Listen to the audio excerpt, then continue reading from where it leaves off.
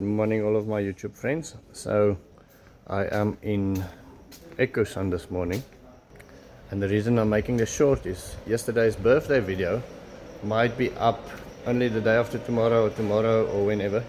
My nephew asked me to have him edit it, and he's better at editing than me, so I thought, this is going to be a nice video, let's do it. So he's going to be editing that one for me.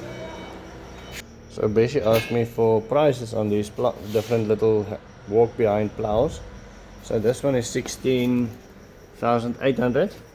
Then you have one that sort of runs on a tractor track, and that one the price is 26,000.